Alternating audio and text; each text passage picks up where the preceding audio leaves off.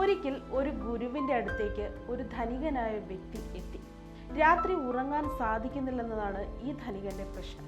ഇതിന് പരിഹാരം എന്താണെന്ന് ഗുരുവിനോട് ചോദിച്ചപ്പോൾ ഗുരു ആദ്യം തിരക്കിയത് നിങ്ങൾ പകൽ എന്താണ് ചെയ്യുന്നതെന്നാണ്. അതിന് മറുപടിയായി ഞാൻ ജോലിയൊന്നും ചെയ്യാറില്ലെന്നും എനിക്ക് ഇഷ്ടം പോലെ ജോലിക്കാരുണ്ടെന്നും ധനികൻ മറുപടി നൽകി. അപ്പോൾ നിങ്ങളുടെ ജോലിക്കാരെല്ലാം രാത്രി ഉറങ്ങാറുണ്ടോ എന്നായി ഗുരുവിൻ്റെ അടുത്ത ചോദ്യം. അവരെല്ലാം നന്നായി ഉറങ്ങുന്നുണ്ടെന്ന് ധനികൻ മറുപടി നൽകുകയും ചെയ്തു. അപ്പോൾ ഗുരു മറുപടി നൽകിയത് ഇപ്രകാരമാണ്: രാത്രിയിലുള്ള വിശ്രമവും ഉറക്കവുമെല്ലാം പകൽ അധ്വാനിക്കുന്നവർക്കാണ്. പകൽ സമയം അധ്വാനത്തിനുള്ളതാണ്. അതുകൊണ്ട് നിങ്ങൾക്ക് രാത്രി ഉറങ്ങണമെങ്കിൽ പകൽ അധ്വാനിക്കണം. നിങ്ങൾക്ക് ചെയ്യാവുന്ന എല്ലാ കാര്യങ്ങളും നിങ്ങൾ സ്വയം ചെയ്യണം. അയാൾ ഗുരുവിൻ്റെ വാക്കുകൾ അംഗീകരിച്ചു. ക്രമേണ രാത്രി നല്ല ഉറക്കവും ലഭിച്ചു.